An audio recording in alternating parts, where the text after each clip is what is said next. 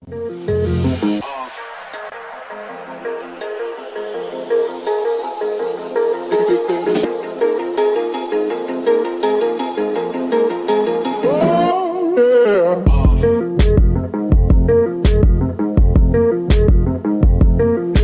everyone, welcome to YMB Movie Talk from your movie blogger. My name is Simon Mansell and I'm so happy that you've decided to join me today for episode 16 of my Movie Talk podcast. I am so happy, but also so annoyed because this show was supposed to start at 6 o'clock, had some technical issues, and that meant that I couldn't start the show at 6. We tried, it didn't work, but we've resetted it. We've started at 7 o'clock instead. A little bit later than usual, so I'm sorry about that. But it'll still be a really good show. It'll still be really fun, and I'm excited to talk movies again. I haven't done a podcast now for, since Friday last week? So it's been a while, really, since I've done a podcast. I did do a video the other day. Thank you so much, guys, for the support that you sent me on yesterday's video on my YouTube channel, where I basically opened up about my mental health and my issues with anxiety and depression and all that. Thank you so much for all the support that I've got on that video.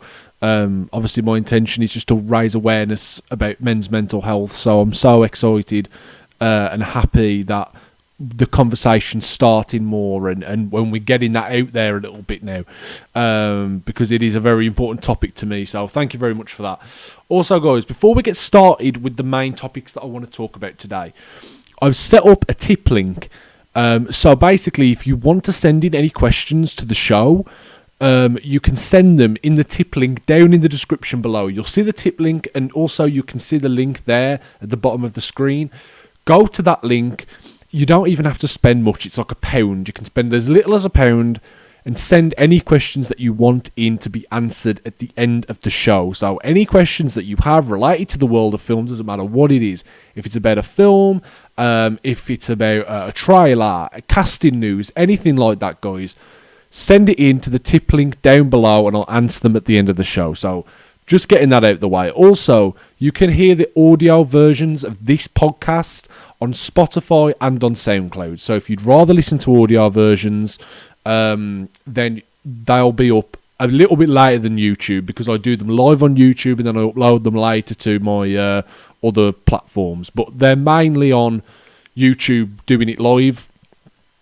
But if you prefer the audio-only versions, then you can head over to Spotify or SoundCloud. The links for those are in the description down below. You can find them there, and then you can listen to them without having like your phone on. You can have them listen to them offline if you download them. Right, getting the self-promotion out of the way, let's go on and talk about films, because I'm buzzing to talk about films today. We have a couple of topics to talk about today. We have 6 topics specifically to talk about, but one of those topics are kind of expanded, and that's the last topic that I'll talk about. But before we get on to that topic, let's get on to the first topic today. And the first topic today is talking about the Black Widow trailer. Oh my god, this trailer is so good. I love this trailer. This trailer is fantastic. And this film, for me, I've been quietly excited about. It's not a film that I've been really like buzzing about. It's not something that I've been like really up about, because it's just been delayed so long. I'm sure this film was meant to come out like last year. So this film was meant to come out like quite a while ago now. But obviously because of COVID and all the issues surrounding COVID, the release just keeps getting pushed back and pushed back and pushed back. So it just seems like a never-ending thing with this film, that it never seems to happen. We never seem to be getting it. Well, we have the trailer now, the final trailer. Let's see if that still happens. And obviously the last trailer for Black Widow, I love this trailer. This trailer is the best Black Widow trailer yet. It's a very, very good trailer. I think it hits the right beats in the trailer. It hits the right beats. For people who are fans of the MCU, are fans of the character of Black Widow, I think this particular trailer hits better than the other trailers, personally. It gives you a hint of the story. It brings the nostalgia out for this character. It kind of sets up the story a little, because it's confused a lot of people, this film. how's there a Black Widow film? The character's dead now, so how can she have her own film? It doesn't make any sense. This trailer perfectly answers those questions for people who are not kind of in the know. It answers those questions. Answers them perfectly. It shows you and says, look, what's happened to Black Widow has happened. This is her prequel story. This is happening before all the events that happened in Endgame and Civil War and all those films. It kind of happens before that. And I like that. I like that the trailer addresses that, because it is probably a bit confusing for a lot of people. So I get that they've done that, and I like that they've done that as well. Away from the whole nostalgic beats, this trailer is just really good. It's a really good trailer. It's full of great action. The effects look really good. It's got that kind of Marvel humour that we all love. I think it's a perfect balance. I think it's a perfect blend of action movie excitement, Marvel humour and character, a little bit of drama there with the whole family stories. It's got a lot of intrigue there, and I like that. And obviously the kind of nostalgic music of the Avengers. You have the Avengers theme kind of reworked into like an operatic choir music, and I like that too. That at the end, it just hits. It's the perfect beat to end this trailer on. It's perfect. Perfect way to end the trailer. So I really, really love the Black Widow trailer, guys. This new one. I think the film's coming out in July. It's coming out limited release in cinemas and also being released on Disney Plus. So no matter which way you watch it, I'll definitely be watching it in cinemas, 100%. Like, I'm a cinema guy. I prefer going to the cinemas over like watching something on stream. But whichever way I watch it, I'm very much looking forward to it at this point.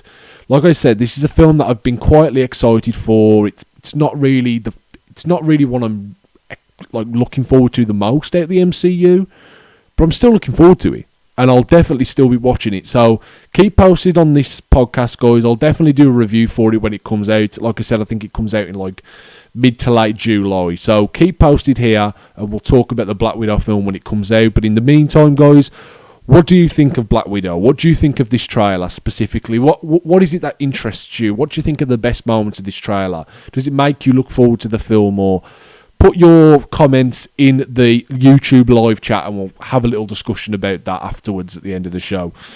Getting on to the second topic today. And the second topic is talking about another piece of trailer news. And even though this isn't technically a movie, I know this is YMB Movie Talk, but this isn't technically a movie, but it is linked into the MCU. So the MCU is a cinematic franchise, so I'll kind of talk about it. I don't mind discussing it. And that is talking about the Loki trailer. This trailer, I like the Black Widow trailer. I love the Loki trailer. The Loki trailer is amazing. I've liked everything I've seen from this series so far. I've liked everything. Everything I've seen from the Loki trailer so far has really, really interested me, and I like it. I like what I've seen from this trailer so far. From this film so far, should I say. And that includes this trailer. I think the trailer has a perfect amount of energy, humour, action, intrigue. It's got a little bit of everything. And I like the fact that in this trailer it kind of confirms that this is going to be dealing with time and the multiverse and kind of really going into that section of the MCU, which obviously will be expanded on more in Spider-Man and the next Doctor Strange film, Multiverse of Madness. Those films will expand on something that I'm pretty sure is going to get set up with this Loki series. I think that's for definite at this point. So, if you're asking me, do I think this Loki series will link into those films? I think 100% yes. I think this trailer more or less confirms it, to be honest. The fact that at the start of the trailer they're talking about like the timeline's broke and you've messed with time, you kind of need to deal with time. I like that. I like that it kind of, this will be the lead-in now.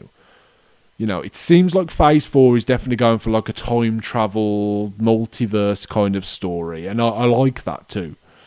And I think I'm interested to see how this is going to go with this Loki series, because I've liked all of what Marvel have done so far with the Disney Plus series. I've really liked what I've seen so far.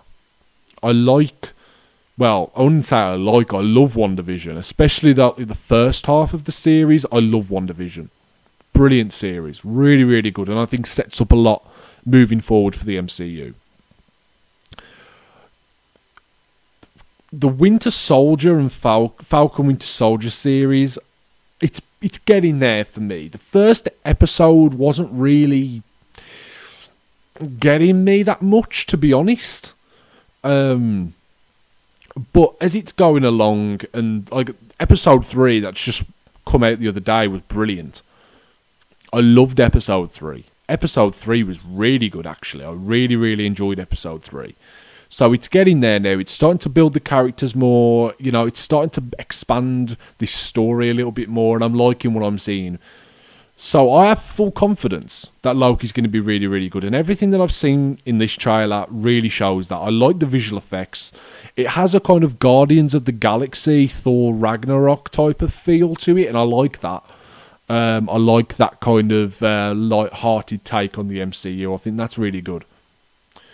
Tom Hiddleston, again, looks fantastic as Loki. He's just perfect as this character. He epitomises his character so well. He's so charismatic. He's so witty and like charming and funny, and also he has that kind of darkness to him as well. I really like him in this role, and I'm so glad we get to see him finally have his own kind of separate story as this character, because like a Loki solo thing has been going around for years. It's been going around for so long. If you remember, I think it was after Thor The Dark World, a lot of people was clamouring for a Loki solo film. And I remember when they announced Phase 3, I think it was when they announced Phase 3, when they did the whole like press junket, right? When they announced Civil War and everything, right? A lot of people was expecting a Loki series. A Loki film, because the character had just been so beloved at this point. Everyone had been asking for it. A lot of people were surprised that we weren't getting that. And obviously we know now that they're doing the Disney Plus series. So this idea has been going around for a long time to do a Loki spin-off. And I'm so glad we're getting it. And I'm really excited to see it. I think it comes out in June. So definitely keep posted for that, guys. I'll definitely be talking about Loki when that comes out. I'm going to be interested to see if it leads into any other MCU properties, which I'm pretty sure it will at this point. I'm more or less convinced it will, to be honest. So yeah, guys, let me know what you think of this Loki trailer. Do you like it? Do you not like it? Where do you think this is going to lead for the MCU? Are you looking forward to the series when it comes out in June on Disney Plus? Let me know, guys, and we'll have a little discussion about that at the end of the show. Getting on to the third topic today, another trailer. There's been so many trailers recently. There's been like trailers galore. There's just trailers coming out of everywhere recently. I don't know if it's because now cinemas are starting to reopen. Like, obviously in America, cinemas are already starting to reopen. They're starting to do limited releases of certain films. So that's great. And I know, obviously, over here in England, they're starting to reopen them, I think, around mid-May. So it's not long now. It's not long. I'm so excited, guys, for the cinemas to reopen. You have no idea how much I've missed going to the cinema. I've missed it so much. I think the last film I saw in cinema, oh my God, when was it? I don't even know. When was the last film? I'm trying to remember. When was the last film I saw in cinemas? Oh God, it must have been pre-first lockdown. I'm sure it was. Oh no, actually, it was Avengers Endgame. It was a re-showing of Avengers Endgame around like September time when they first started to reopen them after the first lockdown. They started re-showing a load of old films, and the last one I went to was to watch Avengers Endgame. So that's how long it's been. It's been like well over, just under a year now since I've been to the cinemas, and I've missed it so much. I can't wait to go back. I can't wait for the cinemas to reopen. It's going to be absolutely amazing. I'm going to spend so much time there. I'm so excited. I can't wait to hopefully see more new films coming out in the cinemas. It's been so long, and I think we're all looking forward to it. But getting on to the third topic today, and that is talking about the Space Jam 2 trailer. I think it's called Space Jam: A New Legacy. So it's this new Space Jam film coming out, right? It's being produced by Ryan Coogler, obviously director of Black Panther and Creed of Fruitvale Station, a very, very talented guy. Starring LeBron James. Starring LeBron James, obviously one of the most well-known, recognised sports athletes in the world, similar to how Michael Jordan was. Not as big as Michael Jordan for sure, but very much a big athlete, a big sports star, following in the role of what Jordan did in that original Space Jam, which is a film I love. I have not seen Space Jam for so long. It's a film I really need to see. If any of you watching this now, if you know if it's on any kind of streaming services, if it's on like an Amazon Prime or a Netflix or a Now TV or anything like that, let me know, because I really want to watch Space Jam. I haven't watched it in a long time, but I loved it as a kid. I love watching Space Jam as a kid. It's one of my favourite childhood films. It's so entertaining. The animation's brilliant. It's moulded really well into the live action stuff. And this looks like it's going to be following a very same kind of formula to the original film, right? And I like that, though. I like that it's kind of playing off this nostalgia. Obviously, this is a film that's... I mean, the first Space Jam came in like in 96, I think. I think it was 1996. This is like, 25 years later? It's a long time, man. It's a long time to wait for people who love that first Space Jam film. So...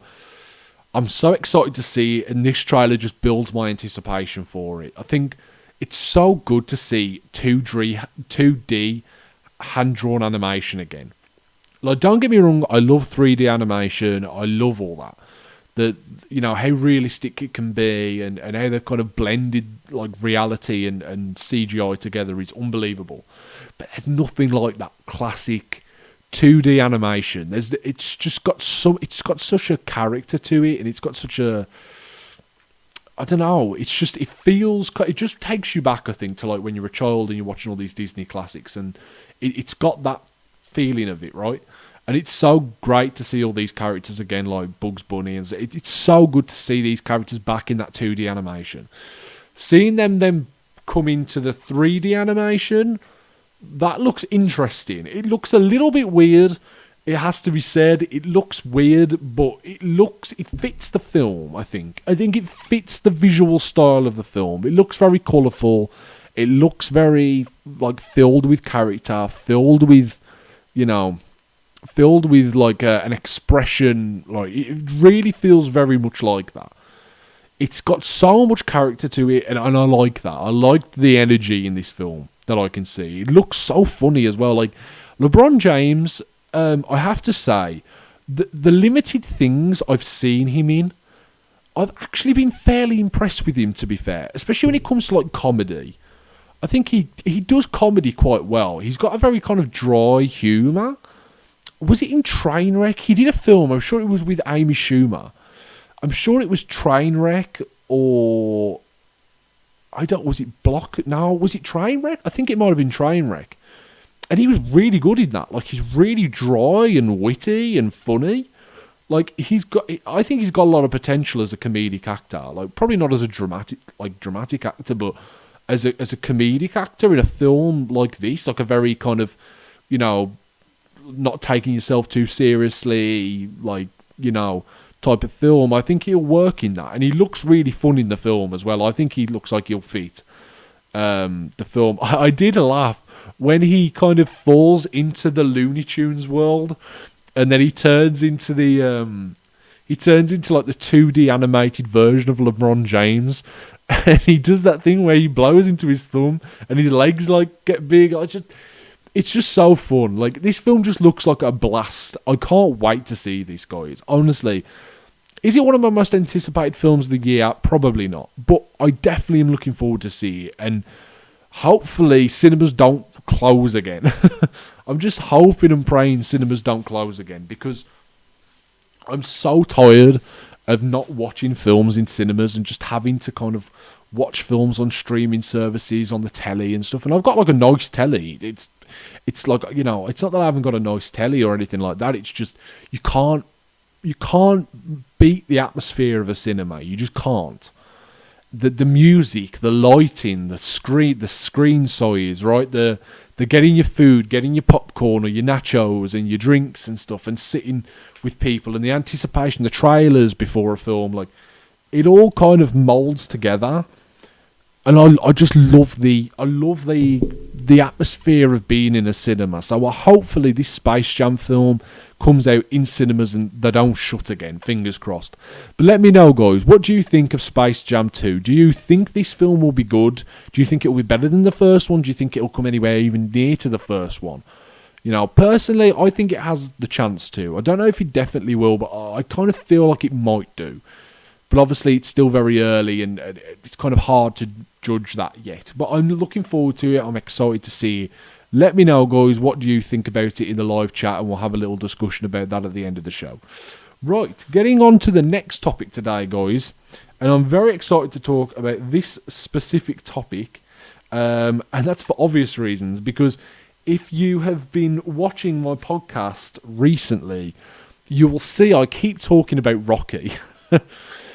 The Rocky films are some of my favourite films of all time. Like I said before in another podcast, I think it was when I was talking about the MCU franchise, right? When I was doing the MCU franchise reviews. The Rocky series is my second favourite film franchise ever. Now, not all the films are great. I'm not saying it's the second best film franchise of all time. That's not what I'm saying. But it's my second favourite. I love the Rocky films. I love the Rocky character. I love the Creed films. However, we all know there is a Creed 3 coming, right? Creed 3 is coming. It's being directed by Michael B. Jordan, who obviously stars as Creed. So it follows in the Rocky tradition, right, of the main actor kind of directing the film. What we've Stallone directing, like, 4 Rocky films in the series. So I'm excited to see what Michael B. Jordan can do as a director. Do I think he'll be able to be a good director? Like, there's nothing to say he can't, but also there's nothing to say that he can. So that's up at the moment in the air. But I do like Michael B. Jordan as an actor, and I like him in the role of Adonis Creed. However, Stallone has basically come out and confirmed that he will not be in Creed 3. Now, this is something we kind of already knew, really. Like, because if you watch Creed 2, the ending of Creed 2 wraps up the story of Rocky perfectly. It wraps up his individual story perfectly, in my opinion. You know, we kind of get the wrap-up of him with Creed, you know, at the end of the film, in the ring where Creed's invited him in and Rocky refuses. He stands at the side and he's like, "It's your time, kid," you know. He has that with him, and that's a very good moment for that character. It gives him that closure, like, I'm done now, it's my time's done, it's your turn, right? It's your opportunity, it's your time now. You know, and then we get the ending with the closure with seeing, you know, Robert again and his grandson, and kind of reconnecting with them. It closed the series, the Rocky character, really well. But there's still stories to tell with the character of Adonis Creed. There's definitely still stories to tell there, 100%. But I think the Rocky character is done. Obviously, there was this talk of there being like another Rocky film with Rocky kind of training an illegal immigrant who's like coming to the US and he wants to be a boxer and stuff, and Rocky's going to train him. I don't like that idea, to be honest. I kind of want the Rocky character to be done now. I think his story has gone through so many different avenues, and I think everything that could be done with this character has been done now. Personally, I don't want to see this character back again, even though I love the character of Rocky. I love the character of Rocky, and I love Stallone playing the character. I just don't want to see this character again on screen. However, a lot of people did still think that Stallone would come back for Creed 3, because obviously there hasn't never been a Rocky universe film, right, that hasn't had Rocky in it. Right, so we had the first 5 original films. We had the Rocky Balboa film that came out like 16 years after Rocky 5. He was in that. He was in the first 2 Creed films. So he's been in every single film. This whole series is based around the character of Rocky. So a lot of people thinking, well, if there's a Creed 3, you've got to have Stallone there. You have to have the character of Rocky because this whole series is about the character of Rocky. It won't work otherwise. I don't agree with that personally, but a lot of people had that thought process. But Stallone has come out now. I think a fan asked him on Instagram whether he would be coming back for Creed 3. Stallone said, in no certain words, he's not coming back for Creed 3. They're making it, it's going to happen, but he won't be involved.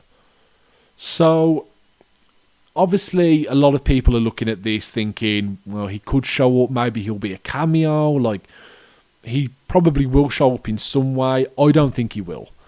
I really don't think he will. I think he's done as this character now. Especially on the big screen. I don't think we're going to see the character of Rocky again on the big screen. Obviously, there's the whole thing with the Rocky prequel series that I talked about before.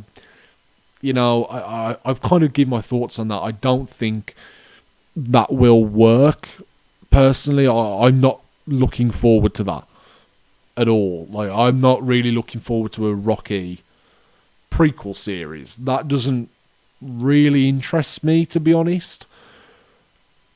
But it might interest others, right? It might interest others. Like, a Rocky prequel series, but a prequel for another character, like an Apollo or a Clubber Lang or an Ivan Drago. Like, you go into their backstories and their history. That could be really interesting. I'd like that, but I just don't like the idea of going back and revisiting the character of Rocky. I think the character's done all it's there. It's done now. Like, the character's done.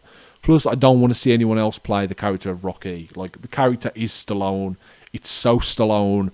It is like Stallone. Like, I watched the first Creed again today, and it's so good.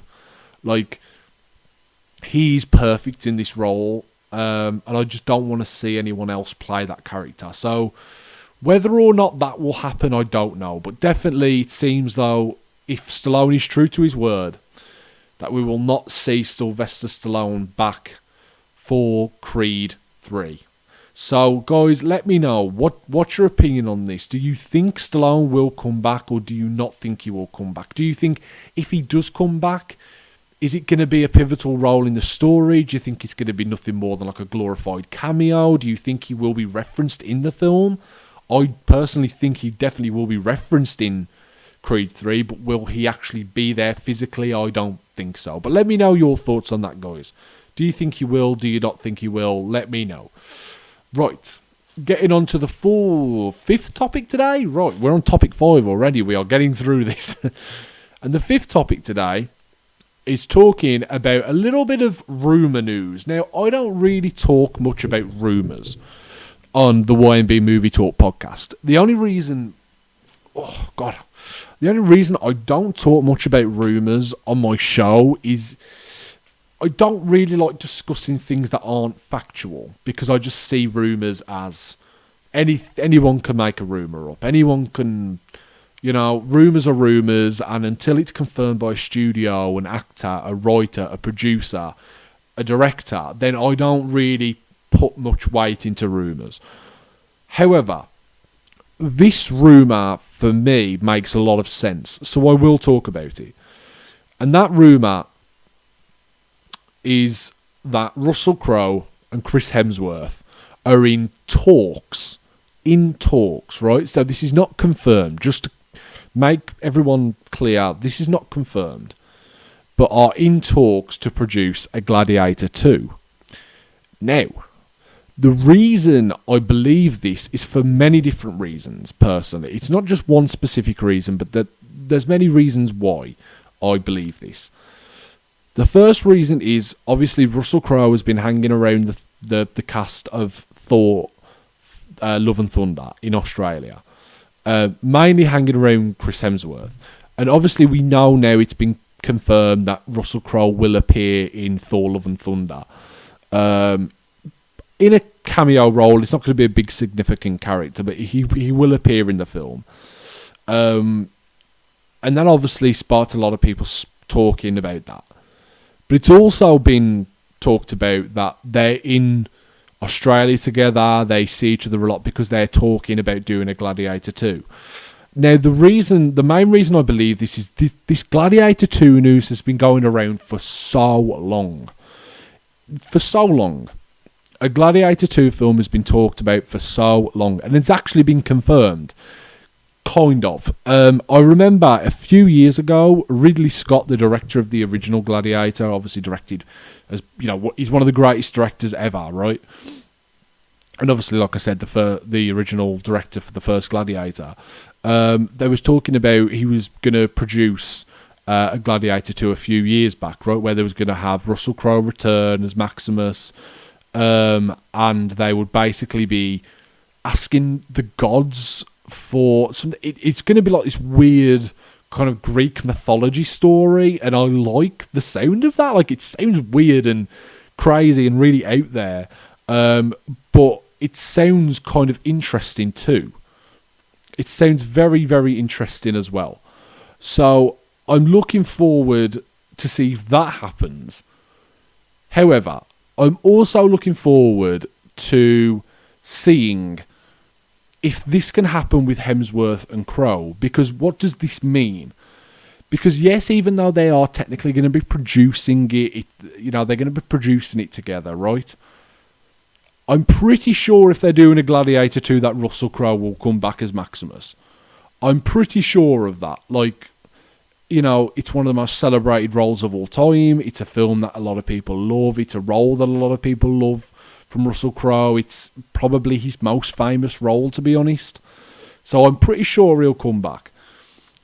Does this also mean that Chris Hemsworth will appear in Gladiator 2? I pretty much would confirm yes, it would, to be honest. So would we see a Crowe versus Hemsworth type of Gladiator Greek mythology story? That'd be amazing, man. I'd love that. That'd be so cool. I don't know though. Would it happen? Like, I can see some kind of merit in this. I can see this being somewhat realistic. I can see that. But will it happen? Will it not happen? I don't know. If you're asking me, do I think that there will be a Gladiator 2? Yes, because this film's been talked about for so long, right? Whether it's Ridley Scott directing, or if they get another director, whether it's Russell Crowe coming back as Maximus, or if they recast the role, maybe. I mean, maybe we get Chris Hemsworth playing Maximus. That could happen. I mean, Russell Crowe's he's got to be into his mid to late 50s now, surely. Right? He has to be. So, has he kind of outgrown the role? Is he too old now? Like, that's possible. So maybe they're doing it with Chris Hemsworth will play Maximus, maybe. That'd be very interesting. I think he'd be a really good Maximus. That'd be so cool. Chris Hemsworth as Maximus in Gladiator 2, that'd be cool. Or they could have him play another character. But I'm looking forward to see where this goes. Do you think this will happen? Do you think that Russell Crowe and Chris Hemsworth will be doing this Gladiator 2 film? I think they do. But what are your thoughts on that? Right. Getting on to the last topic today. And before I get on to the last topic today, guys, if you did want to get any movie-related questions into the show, make sure that you send any questions into the tip link down below in the description. You don't have to spend much. It's literally, you can spend £1. You can spend as little as £1 to send any type of question that you want in. Whether it's movie-related, you can send anything. You can ask me a personal question if you want to. You can send anything that you want in. Send it in the tip link down below and I'll answer it at the end of the show. All questions always get answered at the end of the show because we get through our topics first and then any viewer live questions we'll get into at the end of the show. So getting on to the last topic today, guys, and this topic is not really a technical topic, really, and it's basically a series review. If you've noticed on my podcast, I do like to do kind of retro film reviews. I enjoy it personally and I think it's kind of fun to do. So we're going to be doing this now with my favourite film franchise of all time. You know what it is. If you've watched my podcast, you definitely know where I'm going with this.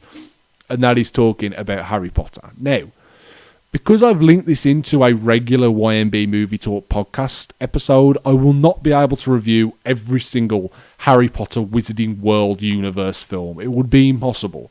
I mean, there's 10 films. 10 films, that's going to take quite a while to get through. So I'm going to be reviewing the first half of the series. So I'll be reviewing Philosopher's Stone up to Goblet of Fire today. And then, or shall I do up to Order of the Phoenix? Okay, I'll do up to Order of the Phoenix. So I'll do Philosopher's Stone up towards the Order of the Phoenix, and then the next episode at the end of that show, I'll be reviewing the rest of the series from Half-Blood Prince to Fantastic Beasts, The Crimes of Grindelwald. So, let's get talking about Harry Potter. I am buzzing for this. Oh, God. Anyone who knows me will know I'm the biggest Harry Potter fan. I grew up on this series. I love this series. It holds a very special place in my heart. Like I said, it's the series I grew up on. It's the series that got me interested in film. It's the series that got me interested in books. It's the series that made me want to be a writer or a director.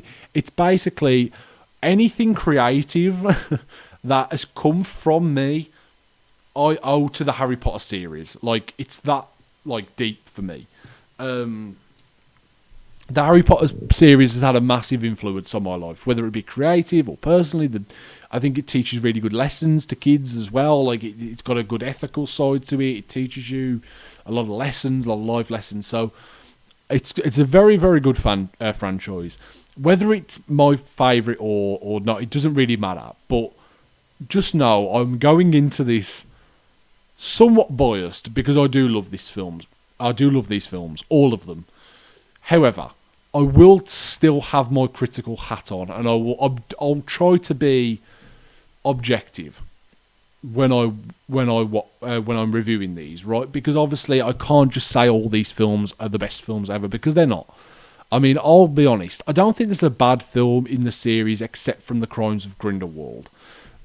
I'll get onto that in the next episode, right? But on this episode, obviously, I'll talk from Philosopher's Stone through to the Order of the Phoenix, which is the 5th film in the franchise. So we'll start off with Harry Potter and the Philosopher's Stone.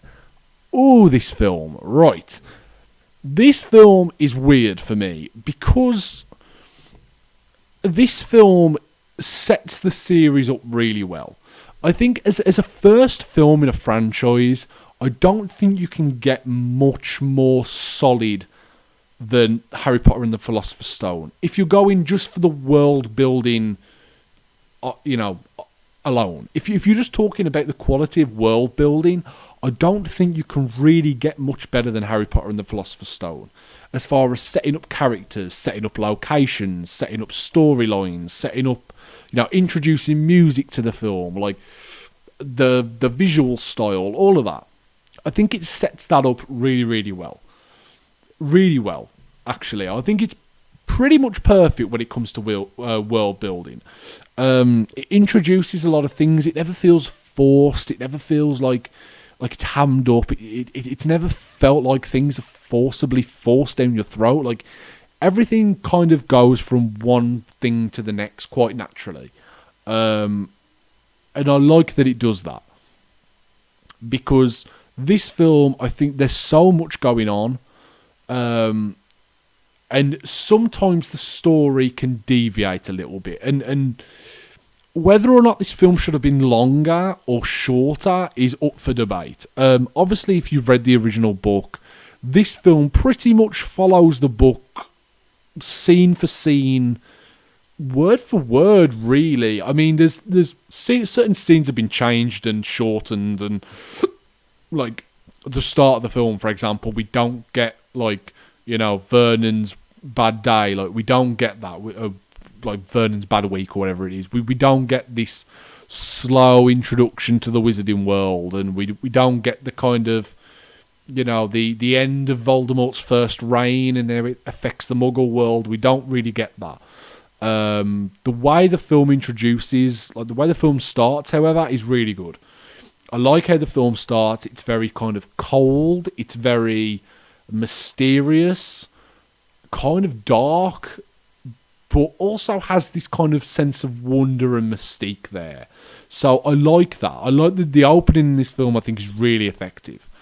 It introduces certain story arcs about like Harry being saved from his parents, his relationship with Hagrid, the importance of who Harry is and what he represents. It's set up really well in that first scene. So I like that. Throughout the whole film, I think the scenes are set out pretty well. The one criticism, though, I will have, and I think this is down to the director. This film was directed by Christopher Columbus, the director of the first two Home Alone films. He directed like Gremlins. No, he didn't direct Gremlins, but I think he wrote Gremlins. So he's got quite a long history, right? He directed Mrs. Doubtfire. He's a pretty established Hollywood director. I always call Christopher Columbus Baby Spielberg. I call him Baby Spielberg because he has a very similar style to Steven Spielberg. It's just not as good or refined as Spielberg, but he has a very, very similar style. And this just kind of feels like a Spielbergish type of film. But interestingly, actually, Steven Spielberg was originally going to make a Harry Potter film, but he wanted to do it animated. But obviously, that got changed eventually. He dropped out, and then Christopher Columbus obviously ended up doing the live-action thing, which I'm so grateful for. Even though an animated film could have been interesting, I'm glad we got the live-action version. But it has that kind of tone. However, with Columbus, I think he's not an exceptionally visionary filmmaker. And I think that kind of makes this film feel a little bit, right, we're on this scene, and then we go to this scene, and then we go to this scene, and the characters just kind of stand around and talk, and they don't really interact like real people. Like, that's kind of the problem I have with Philosopher's Stone, I think. It feels like you're watching like a stage play. It doesn't really feel like you're watching like a real world, like you're watching this really happen. It feels very staged. It feels very kind of put together. Like, it doesn't feel very natural. Like, even the camera work, we have a lot of very still shots, very simple kind of right to left panning shots. We don't get the kind of visionary filmmaking that we got from someone like Cuarón or even Mike Newell or David Yates. We don't get that with Columbus. He's a very safe filmmaker, and it kind of makes the film feel a little bit flat in some areas. Also, I think the story of the Philosopher's Stone is good enough. I just don't think it's as engaging as it could have been. I don't think it's presented as engaging as it could have been. I think the book, The Philosopher's Stone, is one of my favourite books of all time. It's not amazing, but it's a good book, and I think J.K. Rowling has a very unique writing style. She has a very fun writing style. She has a very good way of writing characters. But I think where this film falls a little bit, in all fairness, would be the character work and some of the acting and the visual effects. Like, this film's dated really bad, I think. I don't think this film holds up well in 2021. For a lot of reasons. I think for the directing, the style of the camera work, the visual effects obviously have dated this film, but that's to be expected. Look, this film came out in 2001, right? This film came out a long, long time ago, and they were fairly ambitious with what they did. Like, some of the stuff looks quite good. Some of the stuff looks fairly decent, but some of the stuff looks really bad. Like, I went to watch Philosopher's Stone not long ago in the cinemas before we went into the second lockdown, and when I watched it on a big screen, I was watching it with my friend George, right, who you may know from a previous episode of my podcast that I did. I think it was like episode 4 or 5. I went to watch it with him, And the thing we kept saying to each other is like, oh my God, look at the rubber people. Look at the rubber people. Oh my God, look at that green screen. Look at those backgrounds. Like, the visual effects are really, really bad. Like, they are, like, quite bad, to be honest. Like, it's the lighting, it's the composition of the shots. I don't think they blend very well with each other. When it comes to things like that, I think whenever it's doing like something to do with creatures or like any creature effects, I think they're pretty good. Like Fluffy, the three-headed dog, looks really good. The centaur looks okay. That looks alright. I just think when it tries to do people and like realistic body animations for CGI characters, it looks really bad, guys. Like, I love Harry Potter and the Philosopher's Stone. This film has such a special place, man, and it's hard to diss it and talk about it, but I have to be honest, like, it is quite bad. And the acting as well, oh my God. Some of the acting in this film it's bad. Like, the adult acting's really good. Like, it's solid, at least. Like, a lot of them just kind of feel like they are just there reading lines, kind of playing themselves a little bit. Like, it has that feeling to it. But Robbie Coltrane is brilliant as Hagrid. Robbie Coltrane is incredible as Hagrid. In my eyes, I think he's perfect in this role. He's so perfect as Hagrid. He encapsulates everything that Hagrid is. He's kind and gentle, and he's just perfect in this role. He's perfect as Hagrid. I can't stress enough how much I like him in this role. I love Alan Rickman as Snape, even though in this film the character just seems like a bit of an arsehole for no reason. But obviously we learn down the line, right? We have to kind of watch it in context, but the character is just a bit of a dick in this film. But I like Alan Rickman's performance. Every scene he's in, he steals the scene. You know, when you finish watching the film, one of the things that really stand out is Alan Rickman as Snape. He's brilliant. He's really, really good in this film. Maggie Smith's really good as McGonagall. You know, I like Dumbledore. He feels too old, though. I think Richard Harris plays him he feels like an old man. He doesn't really feel like Dumbledore. Like, when I read Dumbledore on the page and then I see him in the film, he feels too old. He feels too, like, fragile. He hasn't got that kind of quirky humour to him, right? He hasn't got that sharp wit that Dumbledore should have, and we kind of got that a little bit more with Gambon down the line, but we didn't really get it with Harris. But he's still the character screams history. You can see he's got a history there. You know, he has a very kind of elderly wizard feel, like a Merlin kind of feel, right? That this film has a bit of a King Arthur feel in that sense. And I like him in the role. Sad we didn't get more of him, and obviously what happened when he died, but I don't think he's brilliant as Dumbledore. I think he's good as Dumbledore. He's a good introductory Dumbledore.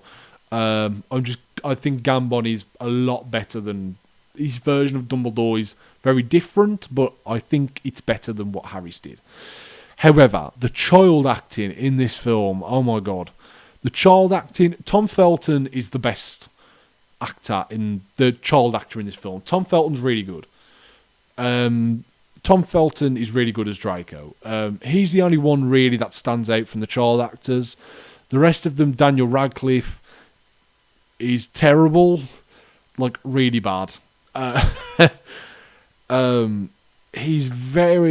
hasn't got very good range, and yeah, okay, you can say, well, they're child actors, but I've seen brilliant child acting performances before, so I'm not going to use that as an excuse. Rupert Grint's okay as Ron. Rupert Grint's probably the best out of the main three.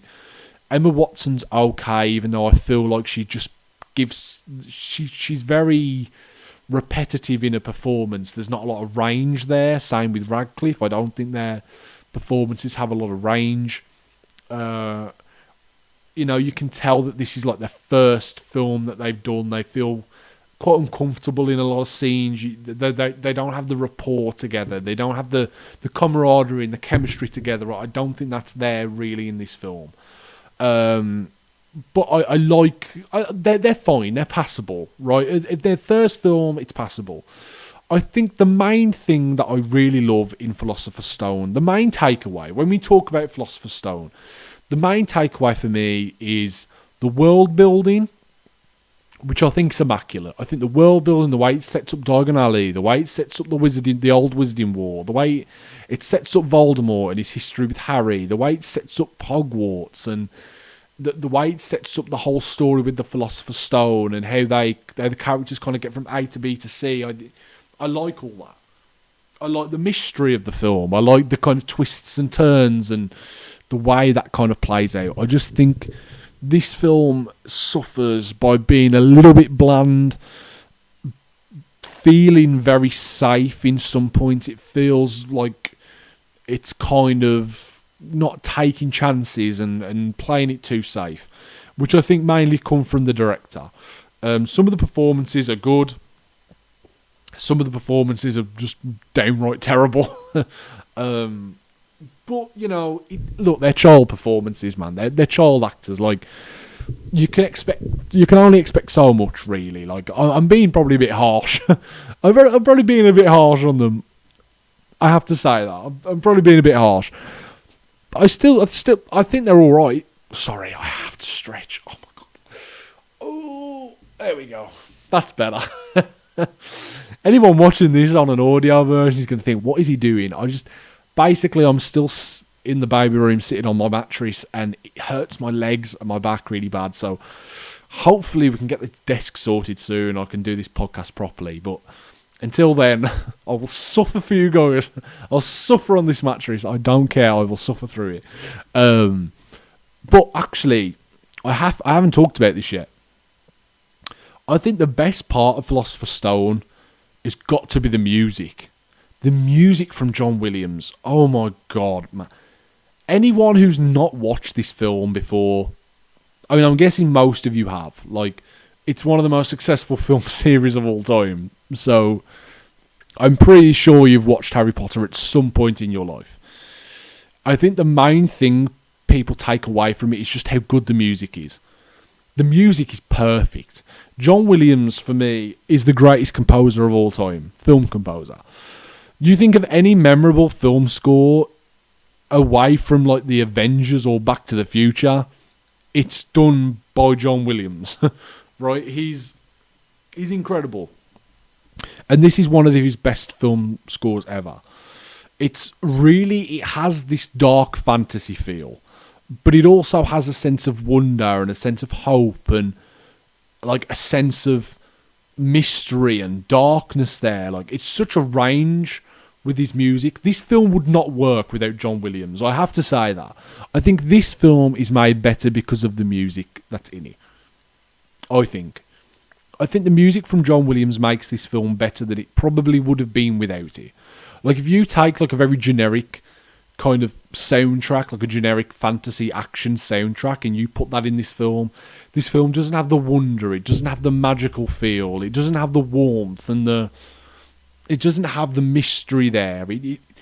It would be kind of flat and boring in a way, because the way the director has shot the film and the way the film's presented to us and edited together is very kind of slow and pedestrian. It's not really ambitious.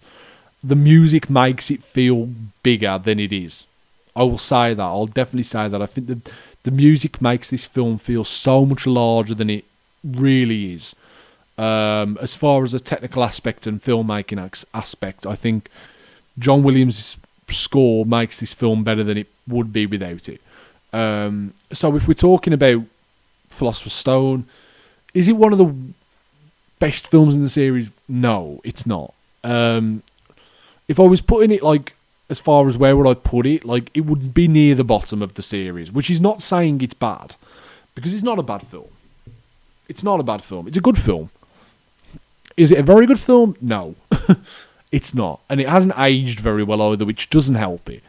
And it's hard to watch things in the context of when they were originally released. It's hard to do that because we've seen so much from CGI and editing techniques, right? We've seen directors, like new young directors, come along with incredible vision and what they can do with cinematography. And Columbus isn't that. Like, he feels like a very old style director, and that comes through with this film. But it is still good. It's still really good. And I think the strength of this film comes from the music and the world building and the wonder and the mystery and the story. I think those are the best parts of the film for me. But the film's held down a little bit by the acting and not the music, the acting, the visual effects, you know, the way the film's directed and shot. Those are the things that would hold it back for me a little bit. But apart from that, it's a very good film. Like, if you want to get into this series, it's a good way to start, I think. I definitely say that. I think it's a good starting point for this series. Like I said, it sets the world up brilliantly. And it's a good starting point for this series going forward. So would I recommend seeing Harry Potter and the Philosopher's Stone if you haven't saw it already, or if you haven't saw it in a while? Yes, I would. But just go into with it knowing that, look, this film is going to feel very dated in some parts, and it probably doesn't hold up as well as you remember it does. But I'll always love it because it's Harry Potter, and you know, it's a special film for me. But I you know, I've got to be honest, and it's not amazing, guys. Right, going on to the second film in the Harry Potter franchise, and that is Harry Potter and the Chamber of Secrets. Now, this film kind of continues where Philosopher's Stone left off in a way, but I think it perfects things a little better. It still has the same kind of issues as Philosopher's Stone, but not as bad, I think. The issues aren't as bad. This film's a little bit darker, it's a little bit scarier, it's a little bit more tense. It's not as whimsical and magical as the previous one. And also, because this film doesn't have to set so many things up, because Philosopher's Stone did it so well, we can focus more on the characters and the story and building this story throughout the film. And we can focus more on that. So I think this film is strong in that department. The character work in this film is really good. You learn more about these characters. You learn more about their personalities, and I think it's helped massively by the improved performances, especially from that main trio of Radcliffe, Watson, and Grint. They are so much better in this film, and that's to be expected. Like, it's their second time out as these characters. They're a little bit older. They're a little bit more mature. As actors, you can kind of feel their maturity a little bit more. They feel more comfortable with their lines. They feel a bit more range. Like, they have more range in their emotion and what they can do as actors. I think this film is a lot better for that. So definitely the acting is far superior than it is in Philosopher's Stone. The acting in this film is a lot better. So if you're looking for a more kind of well-acted film, then Chamber of Secrets definitely is that. So the acting's a big improvement. The visual effects also are well improved. Well improved than Philosopher's Stone. The visual effects are a lot better. The Quidditch scene as well, which is a scene I didn't talk about in the Philosopher's Stone review, which I should have done really, but the Philosopher's Stone had the scene of the Quidditch scene, which was a good scene, but the visual effects really hold it down. The visual effects in this look so much better. The rubber people are gone. The visual effects for the characters, right, the rubber people, they don't look as bad. In some scenes, it still looks a little bit dodgy, but it's not anywhere near as bad as it was in Philosopher's Stone, and it hasn't dated as worse as Philosopher's Stone has. Even though this film only came out a year after. Like, this film only came out a year after Harry Potter and the Philosopher's Stone. Sorry, I can hear my cats. I can hear my cats meowing in the background. Yeah, where was I? Chamber of Secrets, yeah. This film definitely is better as far as the visual effects go. Also, the practical effects in this film are spectacular. The practical effects for Chamber of Secrets are really good. The practical effects for the basilisk are still, I think, some of the best practical effects we've ever seen on film. I'll go out and say that. I'll say that proudly. I think the practical effects for Chamber of Secrets are phenomenal. The visual effects also are pretty good. Like when it goes from visual effects to practical effects, you can tell a little bit, but the practical effects are fantastic. Like I said, the practical effects for the basilisk are insane.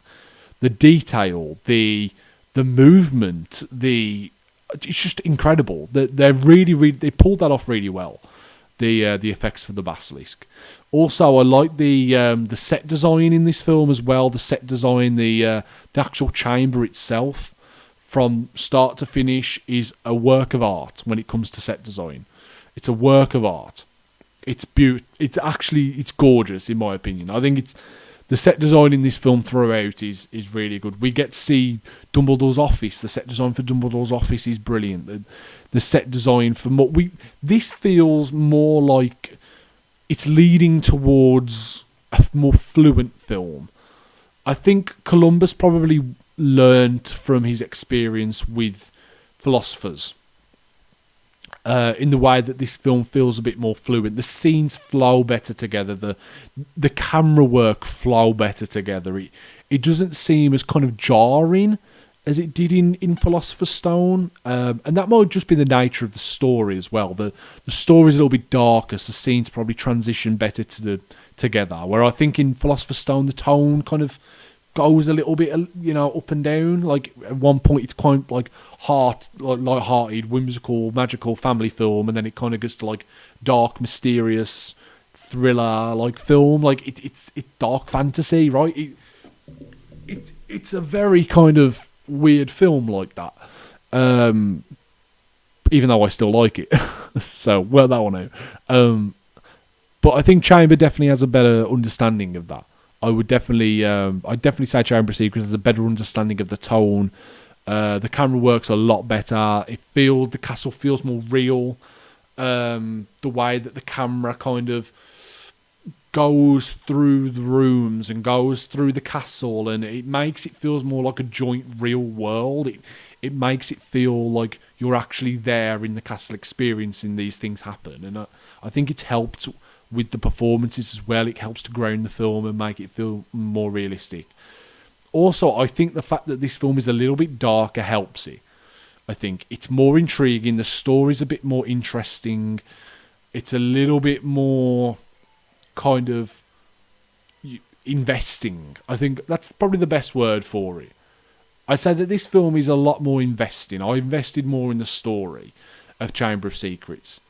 I think with the whole thing with Ginny and how that relates to Ron, and then like what happens to Hermione, right, when Hermione gets petrified by the basilisk, and how that kind of motivates Ron and Harry, and to know that like we're not reliant on Hermione here, we need to kind of get into action. And you see Harry's courage and Ron's bravery and their kind of teamwork. I think that's a very strong point of the film. That the characters feel more likeable in this. They feel like they actually get on. Their chemistry is building. They have more of a rapport together. They feel more comfortable together. The music again also is brilliant. It's very much the same kind of thing though. I'd say that. I think that there's not really any new tracks here. I think this is because John Williams was more focused on working on Attack of the Clones at this point. The second Star Wars prequel film. He was more focused on that than he was with Chamber of Secrets. So I think Chamber of Secrets definitely just gets the repeat track treatment. But the music's still good though. It's still one of the best soundtracks ever.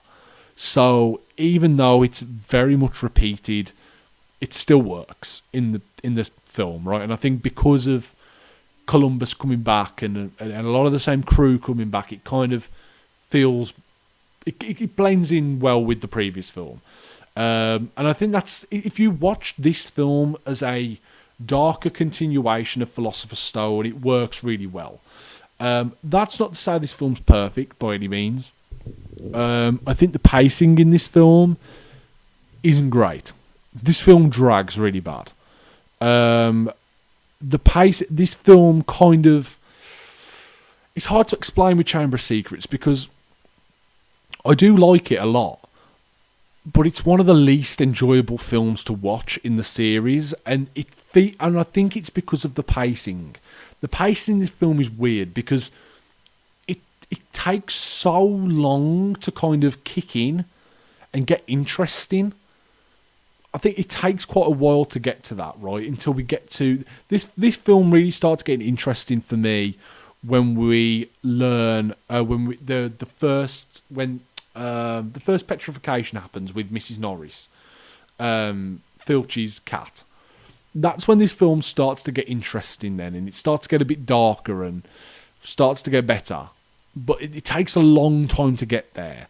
I feel like this film should have been edited down and cut or re-edited to make the film flow better, because I do think this film suffers from some pacing issues. At one point it'll be going really quick and then it'll slow down for like an hour and then it'll pick up again, and it's hard to kind of get a consistent flow with this film. It kind of halts a lot, which makes it hard to really invest into it. But I do still like Chamber of Secrets. There's not really much I can say on this film that separates it from Philosopher's Stone, because they do feel very similar to each other. But I do prefer it over Philosopher's Stone, mainly because of the better performances, the better visual effects, and the better tone, and the darker kind of tone they go with this film. I think it works better than it did in Philosopher's Stone. So I like this film more than Philosopher's Stone.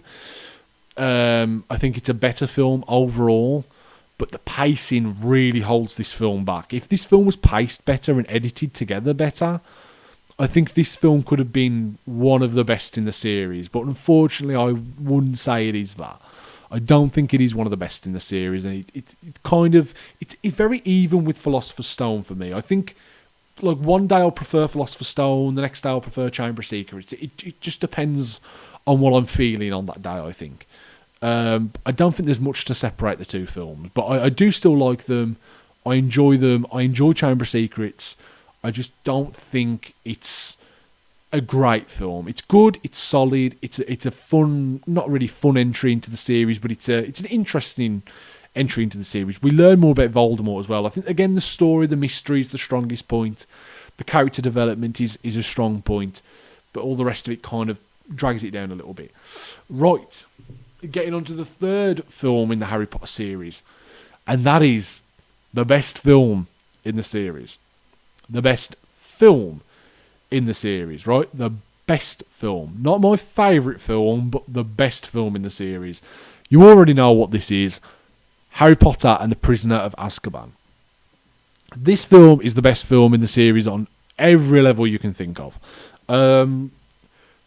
We don't get Christopher Columbus directing this film, and you can tell instantly.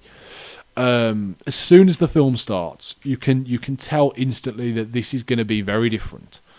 This film doesn't feel as whimsical. It doesn't feel as light. It feels a lot darker and real, and I think it comes from the directing of Alfonso Cuarón, who is one of the most talented filmmakers out there. He's one of my favourite directors out there. He's a brilliant filmmaker, and I think this is some of his best work he's ever done. Not just through the look of the film and the cinematography or anything like that, which are outstanding, and I'll get onto those in a bit. The acting in this film is phenomenal. The acting is the best part. One of the best parts of the film. I wouldn't say it's the best part, actually. I'd say it's one of the best parts, and I love the acting in this film. But the acting is really, really good. I like the new characters in the film. I like the story of the film.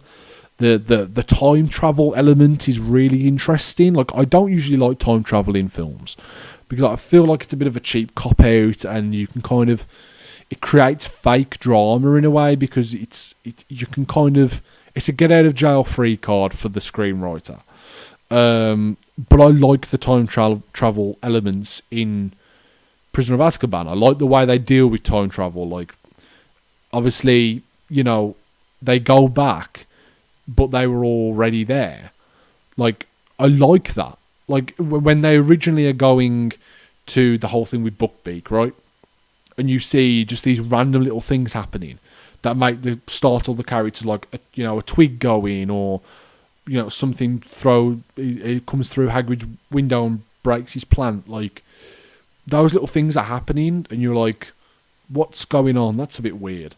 And then obviously, as we go into the time travel element later with the time turner, that kind of all links back together, and it's so good to watch, because you're like, oh, that they were there, that was them doing that, right? I love that about this film. The time travel elements of this film were really good. Also, I just like the story of this film. I think the story is really good. The whole story of Sirius Black, the twists and turns, the kind of fake out villain story with Peter Pettigrew.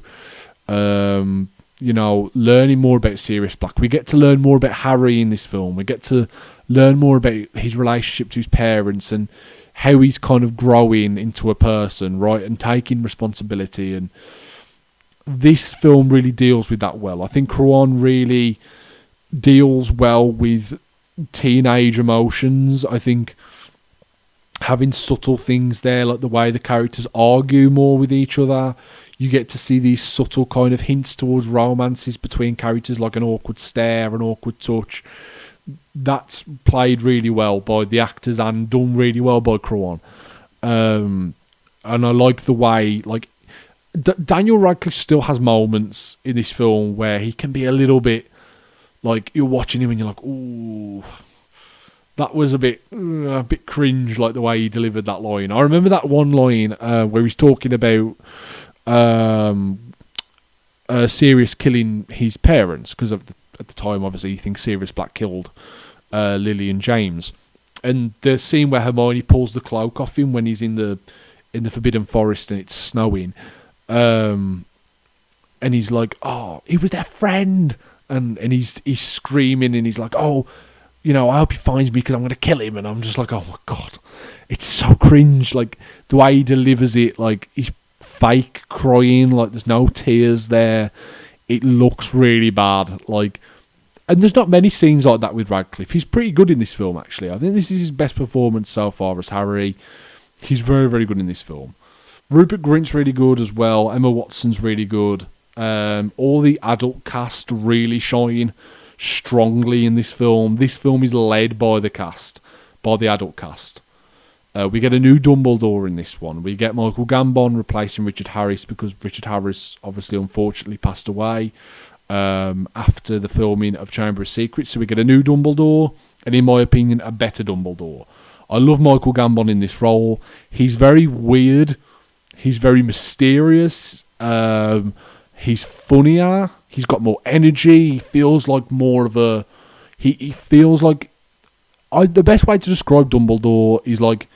Yes, he's old, but he's like a young man in an old person's body, and I think Gambon epitomises that really well. You can see the years are on him, the knowledge is there, the wisdom's there, but he's also got an energy to him, the way he moves, the way he commands the scene and gives his lines, and the way he acts with the other actors.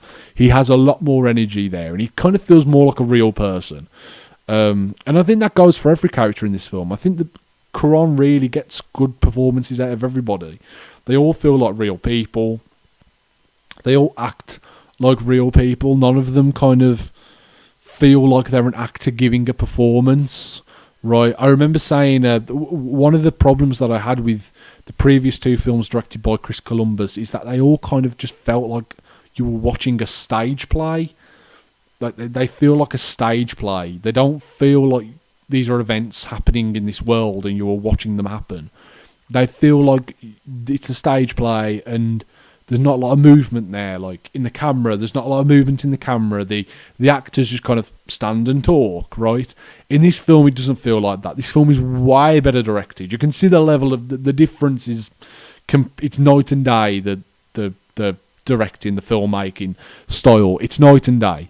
Cuarón is a lot more expressive. He's a lot more adventurous with his camera work. You see a lot more ambitious camera work. You see a lot more camera tricks, right, with the camera coming through the glass, and you get more of a thematic kind of storytelling with the clock, right? To keep seeing the clock all the time, and the reference to how that's kind of going to reference the time story. Like this film focuses a lot on time, and I like that about Cron. You can see he's very subtle in his directing, but he's also very clever. Like I said, he gets better performances from the actors. They actually feel like real people in this film. They don't feel like movie characters. Like, they feel like real people. And that's my strongest pet peeve in a film, where I'm watching a film and I don't believe these characters are real. This film doesn't have that. Prisoner of Azkaban feels like I'm watching real people talking about their problems, talking about things that are happening, and that all comes from Cron, in my opinion. Like I said, the camera work, the cinematography is unbelievable. That scene, the Dementor scene on the train. Let's talk about this scene. This scene for me is one of my favourite scenes ever in a film. That Dementor scene on the train, the first Dementor scene, it's so jarring because we've never seen anything like this before in a Harry Potter film. Even the dark scenes in Harry Potter films, because we've had dark scenes before, right? We had the library scene in the first film, right, where he sees the screaming book. We've had the basilisk scenes in the second film, right? We've had dark scenes before in Harry Potter films, but nothing like this.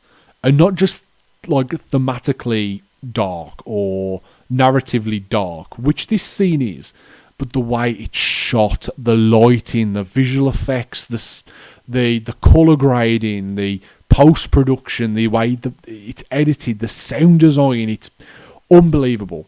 It's incredible. I can't talk enough about this scene. Everything, the way it builds the tension, the movement of the Dementors, how they are realised on screen. You see the fear in the actors, the build-up of the tension, the lighting, that mystic blue kind of look makes it feel very cold and very tense. The music, John Williams, incredible again.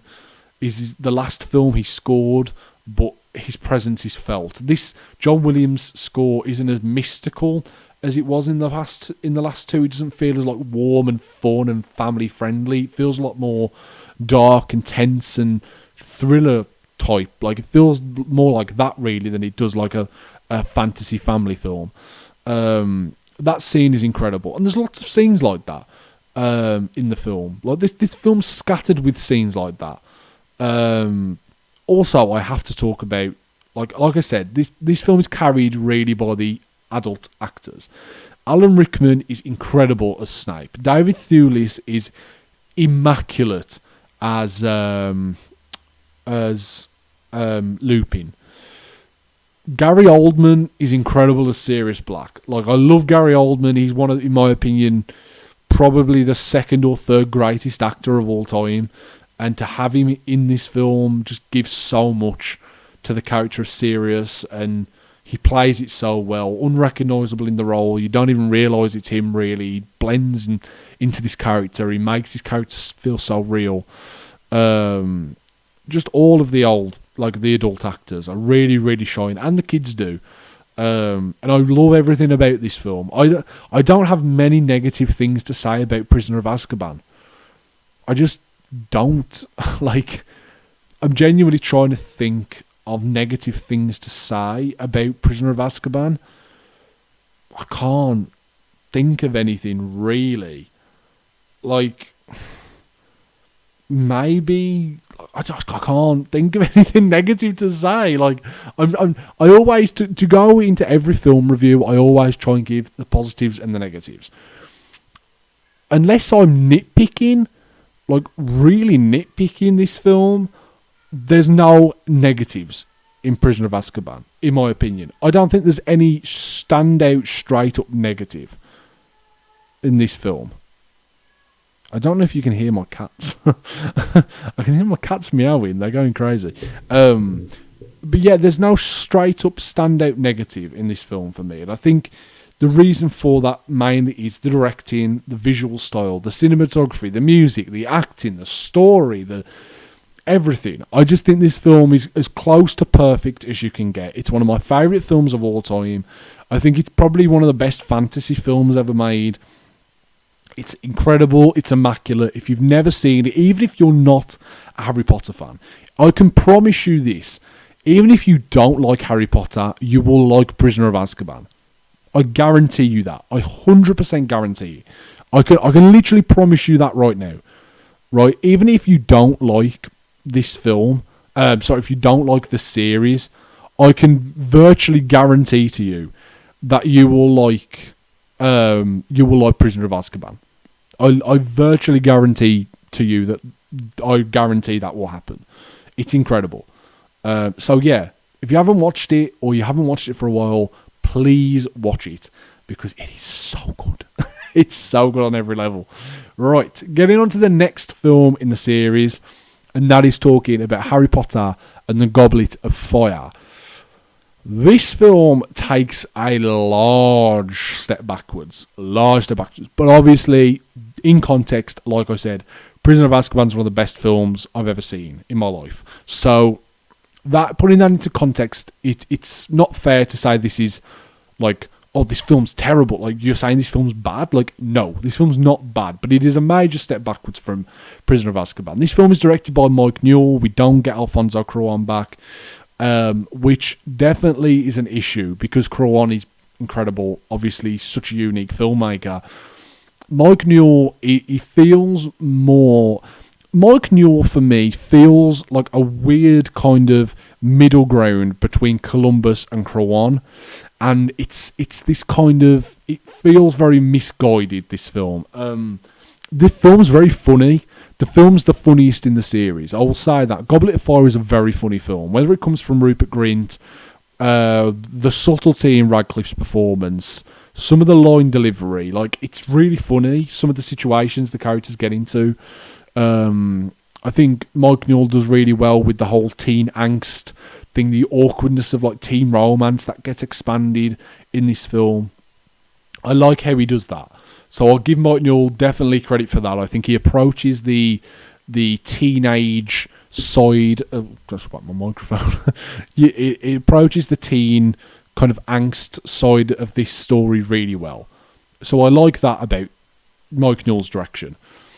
However, I think this film suffers from a lot of issues. This film feels like a clusterfuck.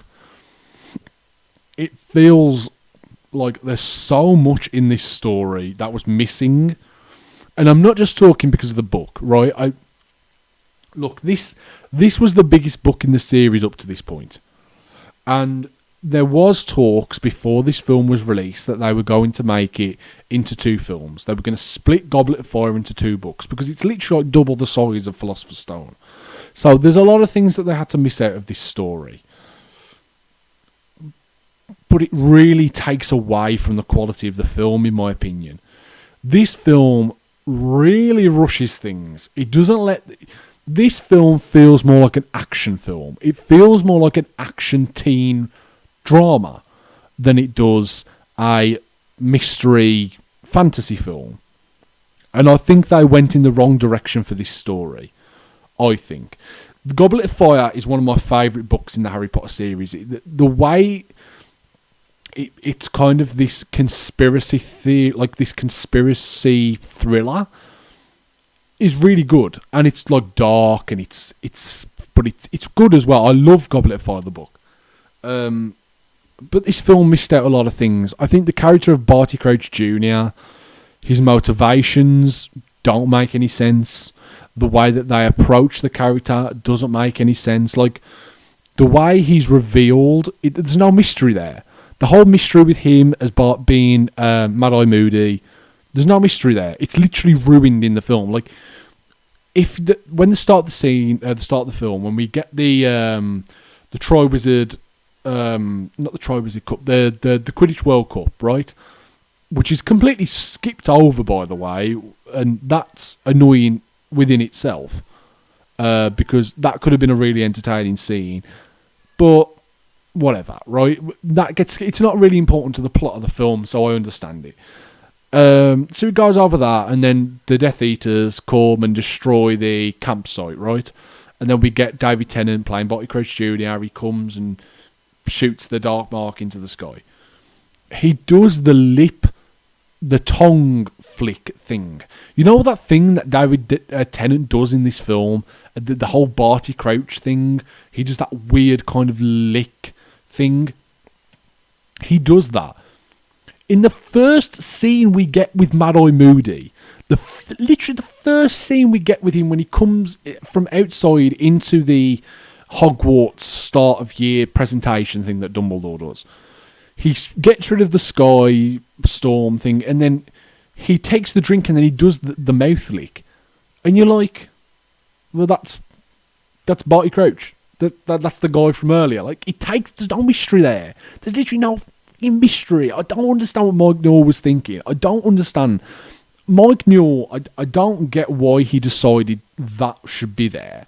Because it ruins the mystery. Like, I know where the story's going, but if I was to show this to, like, my fiancé or someone who'd never ever seen the Harry Potter films before, they'll notice that. They'll be like, oh, that's the guy that David Tennant played. It's the same. That's the guy because he does the make.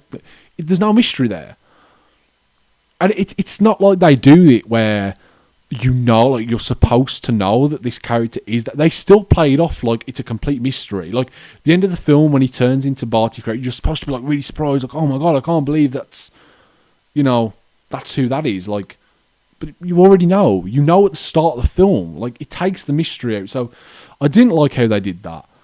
The Voldemort resurrection is done really well. I'll say that. The scene's really well directed, well acted by Ray Fiennes. It's dark. Like, it's really dark visually as well. Like, seriously, the brightness is, like, dark. It's weird. But I like the thematic darkness, the tonal darkness of the scene. It is very tense. The maze scene's very tense. I like that. I just think this film rushes things too much, and I think it's a bit of a misguided direction from Mike Newell. But I do still like Goblet of Fire. There's a lot of things I like in this film. Like I said, this film is very funny. The performances are all really good, as you'd expect to this point, right? It's the fourth film in the series. These characters know themselves really good, really well. This film's weird in the sense that, look, Emma Watson, she's my first crush, right? I can't even express how much I fancied Emma Watson when I was a kid. But this film's weird when you watch Emma Watson act in this film. Like, she does this weird thing with her eyebrows. She's always doing that. Every time she talks. I don't know who told her to do that, because she hasn't done that before. And she didn't do it after. So, whether that was an Emma Watson thing that she decided to do, or whether that was a Mike Newell decision to have Emma Watson act with her eyebrows, it's really distracting. Like, I know it sounds like a weird thing to moan about, but trust me, when you're watching the film, it takes away from her performance, because her performance is actually pretty good. Like, she's good in the film, but she's just always doing this with her eyebrows and acting with her eye, and it's just really distracting and really bizarre. So yeah, I think Goblet of Fire is a bit of a misguided mess of a film, but it is still good. It's got a lot of the dark tone of the film works really well. It's got some good humour in there. The acting's really good. The visual effects are phenomenal. I like the resurrection scene with Voldemort. The music's not done by John Williams this time, but it still holds the dark kind of mystery there, even though it feels more of a bombastic action movie, soundtrack. It's not as good. It's nowhere near as good as the John Williams score, but it's still good, and I do like it. But it doesn't hold a candle, in my opinion. So look, this film's a big step down from Prisoner of Azkaban. It's a lot better than the first two. I'll definitely say that. It's better than the first two films. But it is a big step down from Prisoner of Azkaban. Like, if I was rating Prisoner of Azkaban, I'd give it like a 9.5 out of 10. Right? If I'm rating Goblet of Fire, it would be like a 7.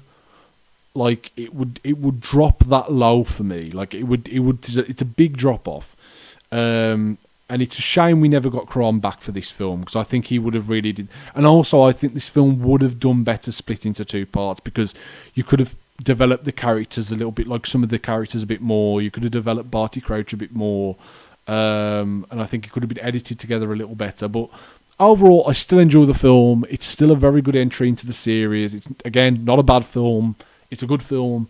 I just don't think it holds a candle to the previous film, and it's a bit underwhelming when you're coming straight from that into this. You notice the difference. But I do still like it, and I'd still recommend seeing it. I just, have your expectations limited a little bit. That's all I'd say to that.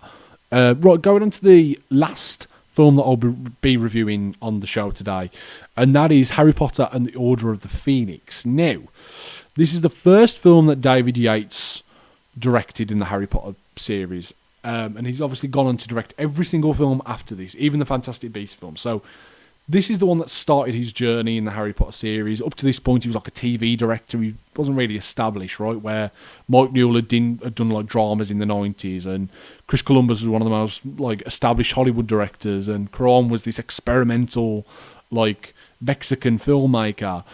David Yates feels a little bit safe. It felt like a safe choice, right?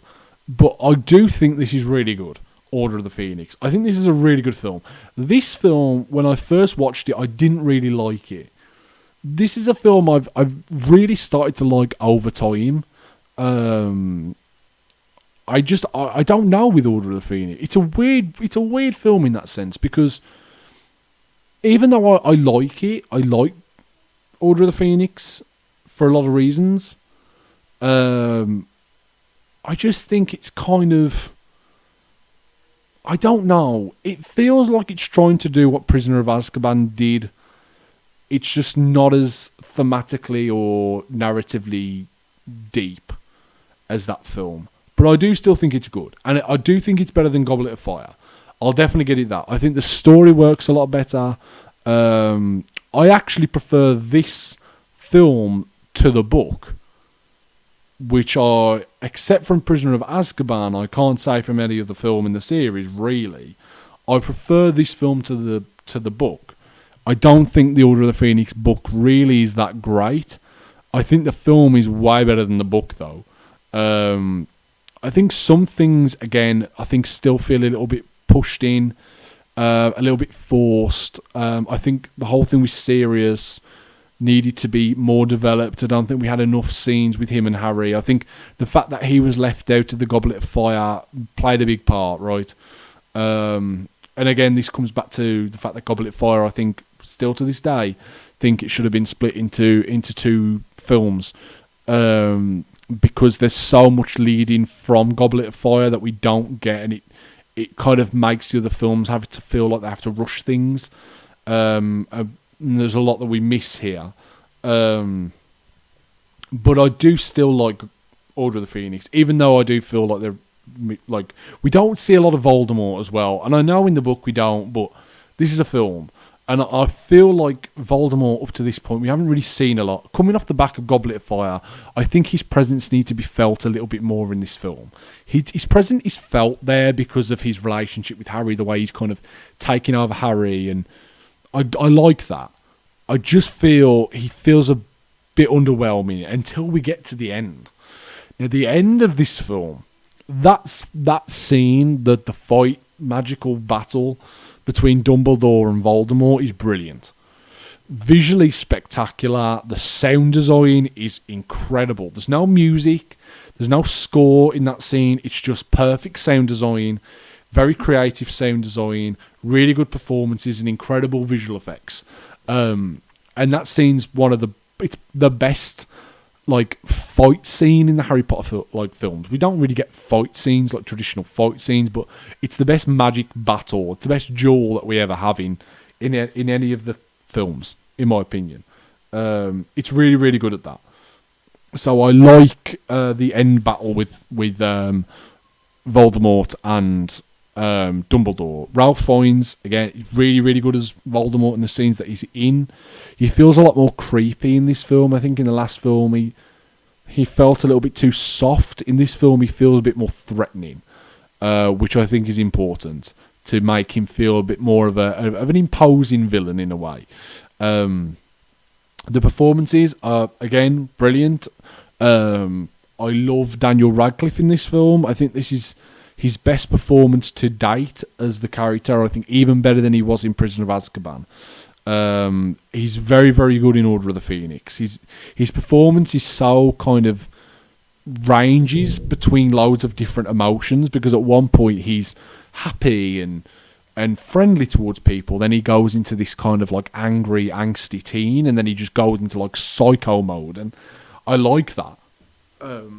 He plays it really well. The look at me scene, you know, the scene where Harry has the premonition, right? The dream put in his head by Voldemort. He wakes up and he gets sent to Dumbledore's office, and at this point, obviously, Dumbledore basically been ghosting him the entire film, keeping away from him, really not helping Harry at all. And you just see this kind of built-up rage and frustration, and it's played brilliantly by Radcliffe. I think his performance in this film is really, really good. I really liked him in this film. So all the performances, once again, are very, very good. I just think Order of the Phoenix is held back a little bit by this film feeling it's a bit too much going on. I think there's too many story arcs, there's too much kind of going on, and we don't get enough scenes with certain characters to help build them up more. Like, I feel like if we would have had more scenes between Harry and Sirius, the ending of this film would have been more effective. But that didn't happen. But I do still like it for what it is. I love Order of the Phoenix. It's very good. It's a massive improvement from Goblet of Fire as far as a film goes, as far as a story goes. I think the villain is underdeveloped a little bit, but I think his presence, his manipulation of Harry is really, really good. And I like how it kind of drives Harry insane. I like insane Harry Potter. That makes me happy to see. But yeah, I love not Goblet of Fire. I love Order of the Phoenix for a lot of reasons. But I don't think it's perfect. It has issues. The main things I like from Order of the Phoenix, I love the end battle scene, which is really, really entertaining for me. It's the best magic duel scene that we have in any of the films. I love the character development. I love the story of the film as well. I like the new characters that are introduced. I love Ivana Lynch as Luna. I think that's perfect casting. She's brilliant in that role. And I like that. I just think this film tried to do a bit too much, where it should have been a bit more streamlined, a bit more focused, paced a little bit better. And I think it would have ended up being a bit of a stronger film. But I do think this is a good film. If I was rating it, I'd give it like an 8. Like, it's a solid 8. I don't think it's phenomenal, but I think it's very good. Very, very good film. Definitely would recommend seeing it if you haven't already. Right, guys, that will be it for the podcast today. Thank you very much for watching. Actually, I have a question. I forgot to answer the question. I'm sorry. This is sent in by Renita Boyd, my beautiful fiancée, Renita. God bless you. I love you so much. Right. She writes in saying, what's your favourite Creed film and why? Right. I'm going to assume you mean Rocky universe film, right? Because there's only 2 Creed films. So I'm going to be a bit more broad on this and say, what's your favourite Rocky film and why? My favourite film from the Rocky series. Now, let me say, this is my favourite film. So I'm not saying this is the best film, right? I'm not saying this is the best film. This is my favourite film out of the Rocky series. It's Rocky 4. I'm sorry. Guilty pleasure as it may be, I love Rocky 4. I love Rocky 4. I'll get into this more if I ever do a Rocky series review, which is virtually guaranteed I will do at some point. But I love Rocky 4. I absolutely love Rocky 4. It's a guilty pleasure for sure. And obviously you're probably thinking, like, why Rocky 4, right? Rocky 4 is the ultimate fun thrill ride of a film. It's my favourite. Look, if I had to pick any Rocky film to watch right now, I would watch Rocky 4. And the reason for that is because it's fun. It's just this exciting whirlwind. It's like a roller coaster. The film is like a roller coaster. But it's still got the heart of the Rocky series, right? We get the whole thing with Apollo and Apollo dying, and we get that being the motivation for Rocky. So I like it because it still has the heart of the Rocky series in there. But then you add a steroided Russian monster. You add a film that is basically 80% montage, like training montage. It feels like a big music video, really. It feels like a big music video intercut with scenes connecting a story together. So as a film, like as the best film in the series is obviously the first film. That's the best film in the series. And then I'd probably say the first Creed or Rocky 2 would be the second to that. But as far as my favourite film at the series, it would be Rocky 4. Because it's just how fun it is. It's just so fun. It's enjoyable. It's the music, the brightness, but also the drama there as well. The boxing choreography, the editing of the film. Like, I love Rocky 4. I think it's a guilty pleasure for sure. It's a bad film on many levels, but it is my favourite film to watch out of that series, which is controversial, maybe, but I do still like it for that reason. Okay, guys, that will be it for the show today, guys. Thank you so much for watching. I hope you've enjoyed the show. I've loved coming back and talking about films again. It's been very, very fun to do so. If you did like this, if you enjoyed my podcast, please make sure you leave a like at the video. If you really enjoyed it, you want to kind of help support the channel, leave a like and subscribe to my YouTube channel. Make sure you hit the notifications bell as well so you never miss another video. Set a reminder as well on the podcast, so whenever I go live and stuff, you'll know that a podcast is happening. So keep up to date with that.